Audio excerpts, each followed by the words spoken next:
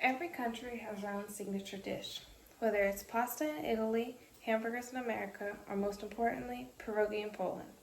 Pierogi is a dumpling dish filled with any variety of meats and cheeses that someone can desire. It is a traditional food that has been around for hundreds of years in Poland. Throughout the years, this recipe has been passed down through generations of my family ever since my great-grandparents migrated here from the country. However, I decided to use other people's version of the recipe in order to compare it to my own. Much like my family recipe, these online recipes call for almost the same things, since it is such a simple dish to be made. You create a combination of cheese and potatoes, then add that into a homemade dough. After that, the choice is yours as to how you like to cook them or garnish them. Let's begin to explore what ingredients and directions are needed to make the dish. You will need a couple ingredients for the dough and then separate ones for the filling. First, for the dough, you can set aside 3 cups of flour, a half cup of warm milk, and a half cup of water, depending on how much the flour soaks up, and then a tablespoon of melted butter. For added dual flavor, my family recipe recommends adding a dash of sour cream. It helps with the texture of the dough, and it also counteracts some of the sweetness. However, Tab from allrecipes.com suggests adding 3 eggs and an 8-ounce container of sour cream and a tablespoon of baking powder to make the dough. Many people make this recipe in a few different ways, so it is entirely up to you whether you like the sour cream and egg method or the flour, water, and milk method.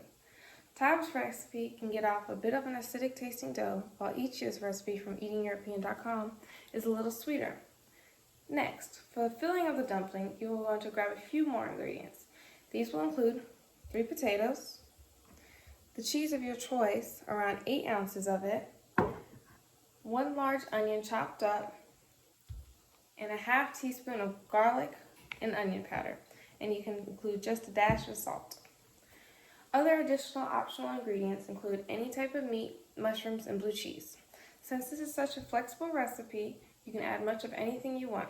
A lot of people add meats to one pierogi, mushrooms to another, and full cheese and potatoes to the rest. Now we can create the final filling. You can start boiling your potatoes with lightly salted water and an optional flavorful oil. Once they are in a pot or cooking, you can heat up in another pan the oil and cook the onions. Check your potatoes by sticking a fork through them. If it goes through smoothly, then they are ready to take out, and you can go ahead and start mashing them. Once they are completely smooth and lump-free, then you can complete the filling. Add in all the ingredients to the mashed potatoes, the cheese of your choice, onion, garlic powder, and see your onions. Once you finally have the mixture made, you can go and taste it and see if you need to add anything extra. And this is the cheese and potato mixture. As I said before, you can add whatever you want in for a kick of flavor. Moving on to the dough. To begin the dough, you want to pour flour on a flat surface and make a hole in the middle. Add milk and butter into the hole and pour the water in slowly. Knead the dough until it forms a smooth ball and cover it for about 20 to 30 minutes. Once it has sat, you can roll it out very thin and cut out the dumplings. Use a wine glass or cup to put a circle into the dough. They should be around 2 inches thick like this. Add the filling onto half of the circle, fold the dough over to a half circle, and then seal it with a fork. This is usually the most difficult part to seal them. You can use a spoon or fork to do it, but with the fork, you're going to use the ends of the prong and you press down onto it until it's fully closed. The cooking is the shortest part of the recipe. To finish them off, boil another pot with water and salt and add about 6 to 8 pierogi.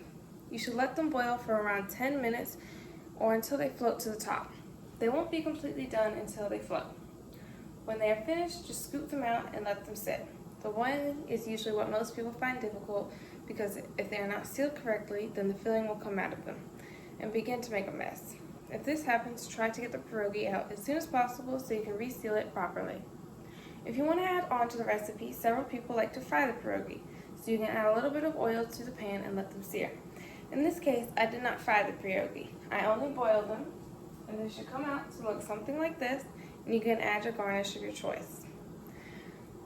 Pierogi has been and always will be a popular staple food in Poland, and its recipe continues to spread throughout America. By putting together simple ingredients that are sitting around the kitchen, you can make the filling, dough, and finish off the dish with an easy fry or boil. So before you go and grab the frozen dumplings at your local store, check for a real recipe and get the true flavors of Poland.